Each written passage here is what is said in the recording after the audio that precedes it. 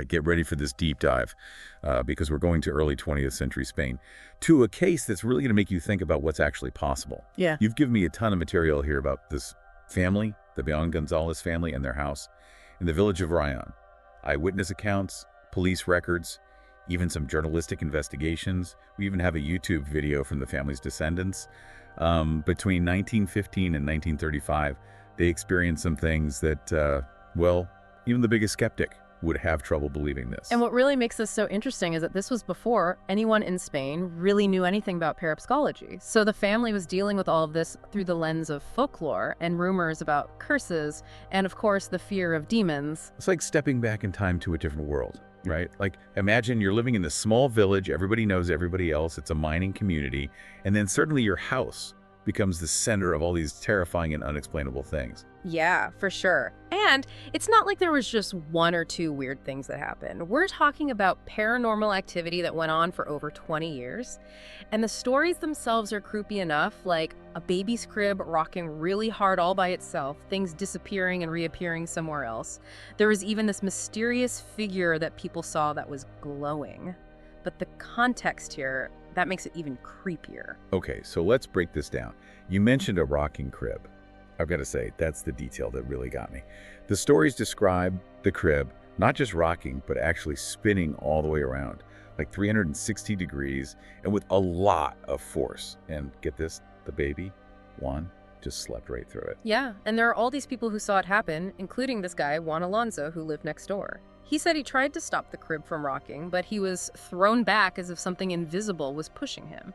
Now, some people might say that it was just an elaborate prank, but when you hear about how strong this force was and how often it happened, that explanation doesn't really hold up. It's like something was messing with the baby on purpose, right? Yeah. Playing with it. Yeah. And it makes you wonder, if there really was some kind of entity there, what was it doing? Why would it target this family, and especially this baby? You know, those are questions that people who have studied this case have been asking for years. And it gets even weirder when you think about Juan. Even when he was an adult, strange things would happen to him in that house. Like his glass would lift up and spill water on him, or he would feel something pulling his hair to wake him up. It's like whatever was behind these events never really went away, at least not completely. So things take a dark turn here. Yeah. And it wasn't just the crib, right? You mentioned objects appearing and disappearing. What kind of objects are we talking about? Well, there's this one story about a bottle from the attic. So the family is downstairs, and then all of a sudden, this bottle just shows up in the middle of the room, covered in dust and cobwebs as if it had been sitting in the attic. People also talked about stones appearing out of nowhere in the middle of rooms, as if they passed right through the walls without breaking anything. And then there were all the weird noises, too. Knocking, voices that didn't belong to anyone, the sound of chains being dragged across the floor. It's like something out of a classic haunted house story. Except this wasn't just some made-up story. This was real life for these people, and it was terrifying. And you know, what's really interesting to me is how the rest of the village reacted to this. You said Rayán was a small village, so I imagine news of this spread pretty quickly. Absolutely. The Bayón Gonzalez house became like this scary attraction. People were scared of it, but they were also really curious. They would gather outside, hoping to see something strange happen. Even the police and the church got involved. Police officers were sent to investigate, and priests came to do exorcisms and blessings, hoping to make the disturbances stop. So even the police and the church, who are usually seen as authorities in these kind of situations, were baffled. Did anybody at the time have any theories about what was going on? Well, back then, science and superstition were kind of mixed together. So the police, even though they tried to use logic and reason, they couldn't really come up with a good explanation. And the priests, with their faith and religious rituals, couldn't stop the weird stuff from happening either. It sounds like everyone was trying to understand something that was totally outside of their experience. And this is where things take a really interesting turn, right? With Concepción, the mother of the family, and her encounter with this glowing figure. Yeah, that's a key moment in the whole story. Late one night, when everyone was asleep, Concepción was drawn to this empty room in the house. And that's where she saw this humanoid figure glowing with light. Okay, hold on. This luminous figure, what was it exactly? Did people say it was a ghost, an angel, or something else? It was described as a human-like shape that was giving off light, but nobody really knew what it was. It's one of the biggest mysteries of the case. Anyway, this figure talked to Concepción and gave her some very specific instructions.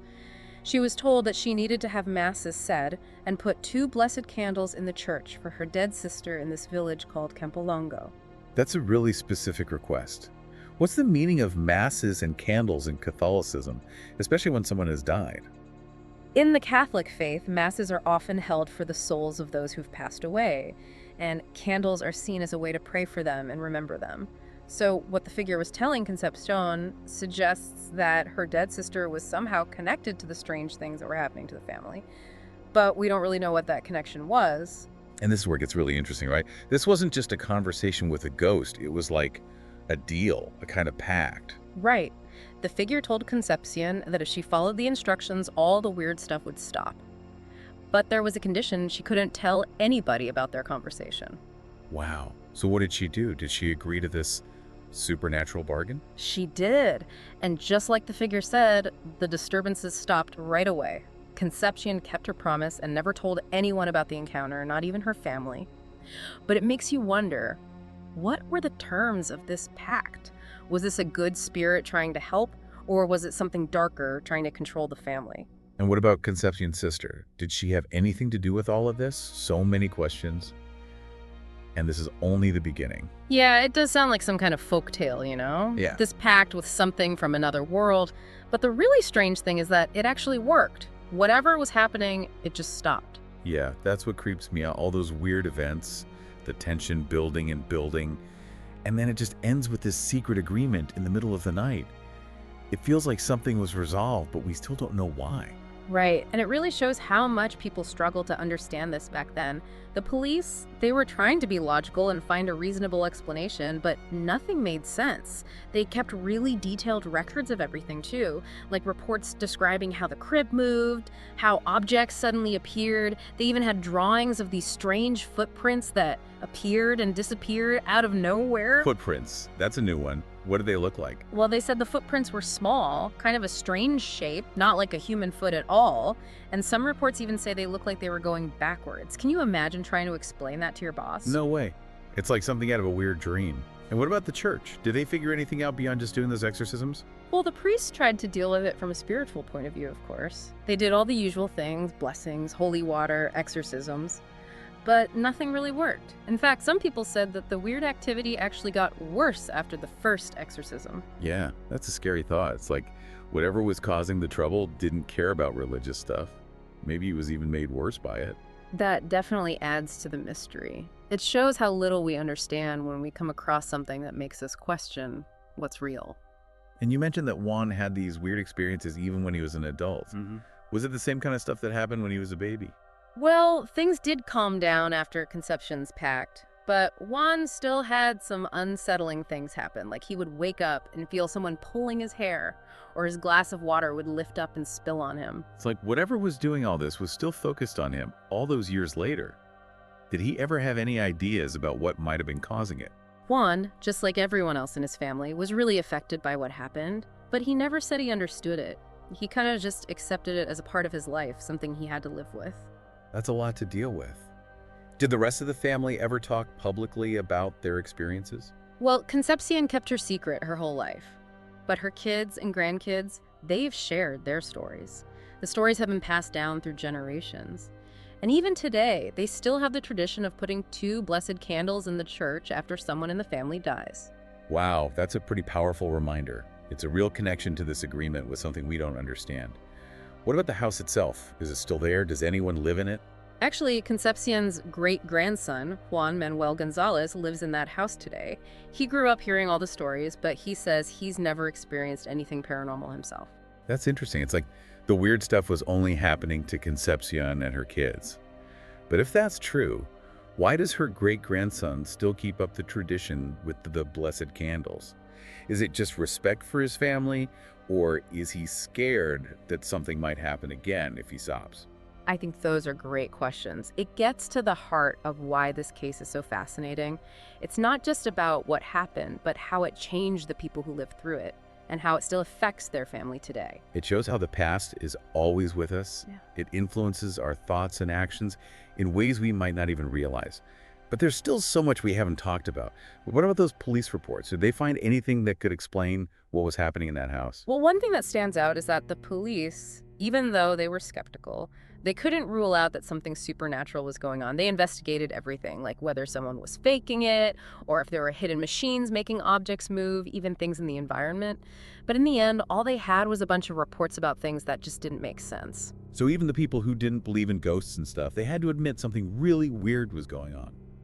And that brings us back to Concepción and the luminous figure.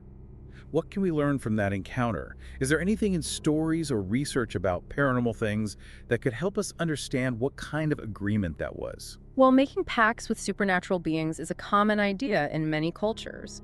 Usually these pacts involve trading something valuable, like your soul, or doing a favor, or keeping a secret, and in return you get power or knowledge or protection. But if you break the pact, bad things happen. That makes you wonder, what exactly did Concepción promise? What did she give up to get peace for her family? And what would have happened if she had told someone about it? We might never know the answers to those questions. But the fact that she stayed silent, even to her own family, shows that she thought something terrible would happen if she broke her promise. That's creepy. It's like this secret, this pact she made, has been hanging over the family for generations. And you have to wonder what other secrets are hidden in that old house in Rayán. This one case has so much packed into it, like all that stuff about folklore, what people believed about religion, even what science could and couldn't explain back then. You know, you mentioned poltergeists earlier. Could that be what was happening to the Bayón González family? That's definitely a word that gets used a lot with these kinds of stories. And while nobody really agrees on exactly what a poltergeist is, but usually it involves weird noises, things moving around, and other strange physical things happening, and it all seems to be connected to one person, usually a teenager. So knowing what we know about this family, and especially with all the stuff that happened around little Juan, could this have been like a typical poltergeist case? There are definitely some things that are similar. All the activity around the crib, objects disappearing and reappearing, people describing this strong force, it kind of fits. But there are also some things that don't really match up. Well, poltergeists usually don't stick around that long, maybe a few weeks or a couple months at most, but this went on for more than 20 years. And then there's the glowing figure, the pact, the connection to Concepción's dead sister. It's all a lot more complicated than your usual poltergeist story. Yeah, it's like there's more than one thing going on, different forces maybe. Uh-huh. You've got what could be a poltergeist focused on Juan, but then there's also this mysterious entity, the glowing figure, doing its own thing, maybe even controlling the other stuff. That's an interesting idea, and it makes you wonder, if there were multiple entities involved, what was their relationship? Were they working together or fighting each other? Was the poltergeist activity caused by the luminous figure, or was it something totally separate? It's like a puzzle with some of the pieces missing. And the more we try to figure it out, the more confusing it gets. But maybe that's what makes it so interesting. It forces us to admit that we don't know everything, that there might be things in the universe we just can't understand. And maybe it's a reminder that some mysteries are okay to stay unsolved. There's something kind of beautiful about the unknown, about the possibility that there are things out there that don't fit into our neat little categories and explanations. So at the end of all this, what can we take away from the House of Fear in Rayán? Is there a lesson here, something we should be paying attention to? I think it tells us to be open to the possibility of the extraordinary, to question what we think is real and what's not, and maybe to remember the power of stories, how they connect us to the past and remind us that there are still things out there waiting to be discovered. Well said. And maybe it encourages us to listen a little more closely to the whispers of the unknown, to the stories that have been passed down. Because who knows what secrets are hiding out there waiting to be found? Exactly. And sometimes the best stories are the ones that leave us with more questions than answers. That's definitely true here. The House of Fear in Rayán is still a mystery, and it shows us that mystery can last a long time. Thanks for joining me on this deep dive. It's been really interesting and honestly a little bit spooky. It was my pleasure. And who knows, maybe someday we'll find another clue, another piece of the puzzle, and understand a little bit more about what happened in that little Spanish village all those years ago. Until then, the mystery lives on. Thanks for listening.